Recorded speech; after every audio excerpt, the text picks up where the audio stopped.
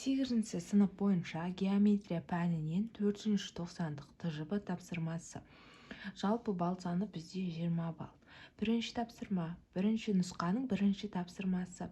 А0-0, В9-10 нүктелерінен өтетін түзудің теңдеуін жазыңыз дейді.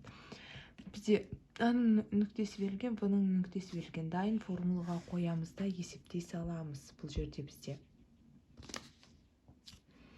Қара, біздегі формула осы. Енді осы формуланы қолданамыз. Біз нүктенің түзуін жазуымыз керек. Мынау біздегі x1, y1,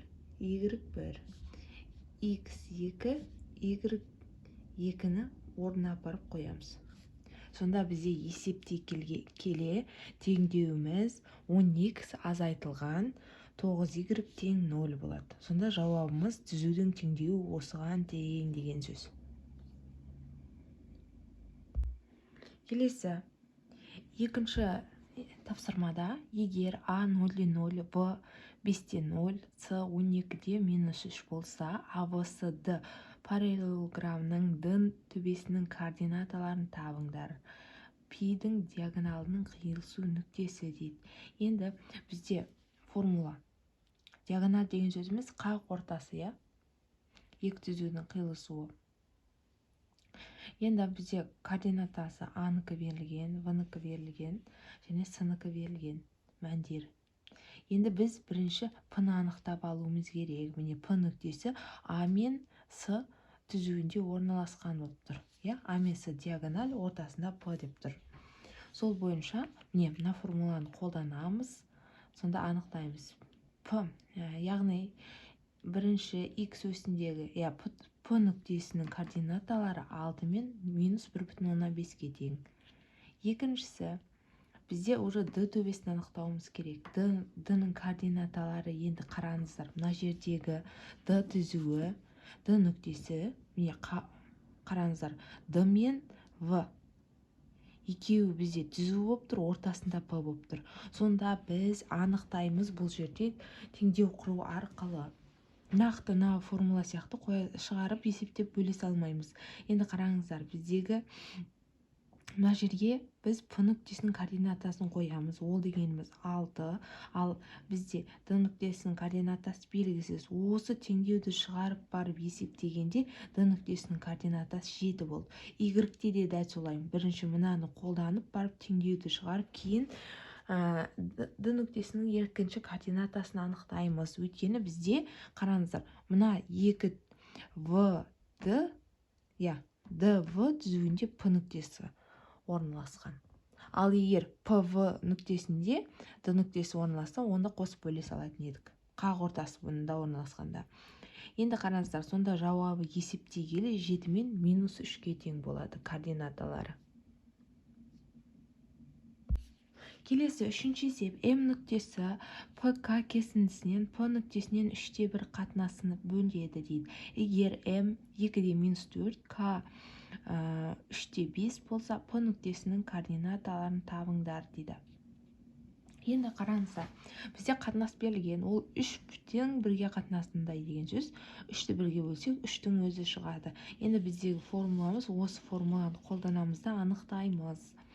Бізде қатынасымыз 3-ге тең болды. Формулада қатынастың орнына 3-ті жазамыз. X1-іміз белгісіз, кейін Y1-іміз белгісіз. Сонда есептеп шығарған кезде X-іміз бізде -1. -1-ге тең болды. Y-іміз -3-ге тең болды. Сонда жауабы П нүктесінің координаталары -1 мен -31-ге тең. Келесі төртінші есеп. Төртінші есепте бізде шеңбердің теңдеуін құрыңыз дейді. А тапсырмасында бізде теңдеу берілген, шеңбердің теңдеуі. В тапсырмасында осы шеңбердің теңдеуі және X тең -2 түзуінің өзі ара орналасуын анықтаңыз дейді. Сызбада қалай орналасып тұрғандығын атауымыз керек. Енді бізде берілген теңдеуіміз осы, формуламыз не? Осы формуланы қолданып барып, осыған сүйеніп жазып аламыз. О, бізде 3/1 3 пен 5 нүктелері, яғни төбелері 3 пен 5. Радиусымыз 7-ге тең, өйткені 49 7-нің квадраты. Енді сызбасын сызамыз. Қараңыздар, бізде x-тан 3, y-тан 5 деген нүкте. Сонда бізде 5 пен 3 қиылысу нүктесі болады. Енді радиусымыз 7. Сонда 7 болған кезде 10-ға 7 сантиметр 7 деп радиусын 7 қылып алып, шеңберді сызамыз.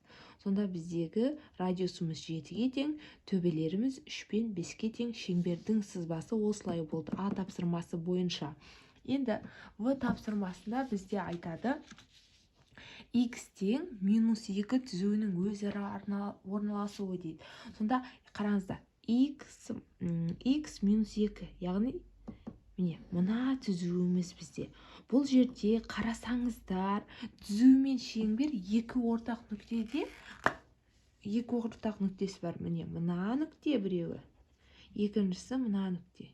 Яғни түзу мен шеңбер бір-бірімен екі нүкте ортақ.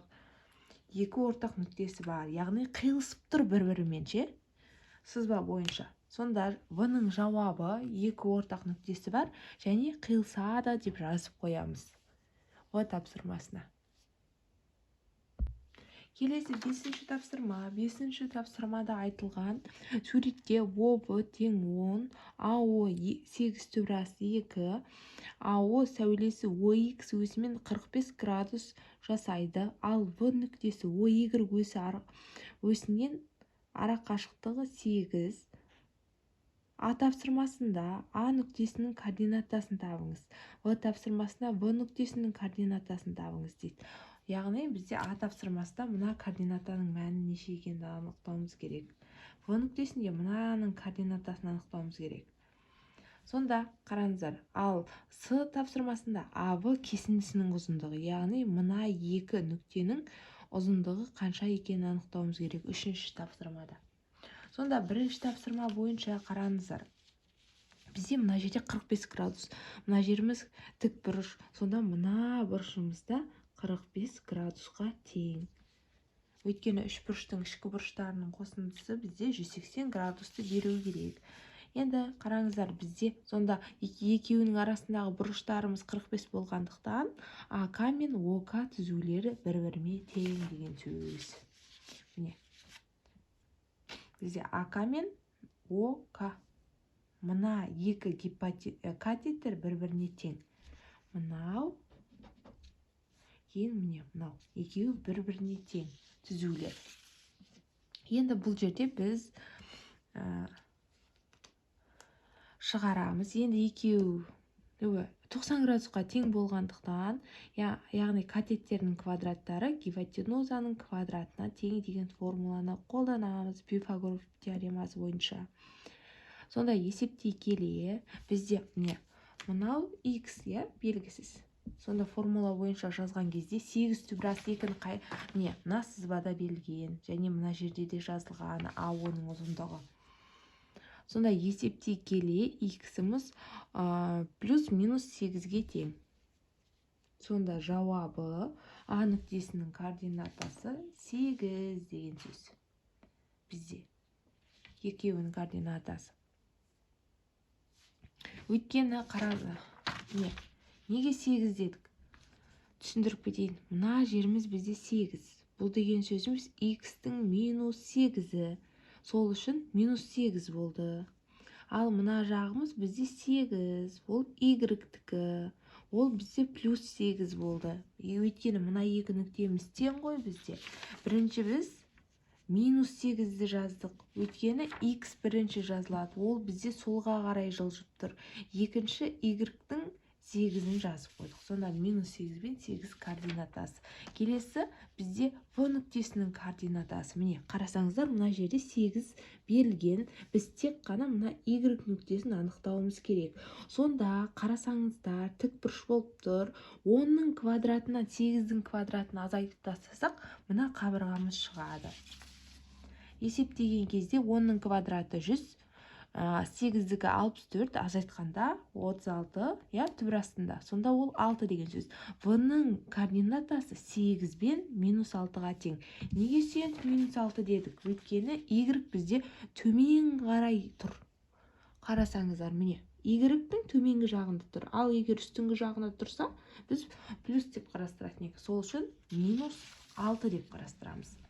Келесі А-ның ұзындығы. Бізде нақты формула бар. Сол формула бойынша қолданамыз. Енді X1-дің міне А-в координаталар тұр. Осы екеуін қолданып, мына формуланы жаздық. Есептеген кезде жауабы бізде нақты түбірдің астынан шығатын сан емес. Сонда мына жерде 452 деген сөзіміз 4 көбейтілген 113 береді. Ал 4-тен түбір астынан 2 шығады. Сонда жауабымыз 2 түбірдің астында 113 болады. Ұзындығымыз. Сонда осы тапсырманың жауаптары осыған тең.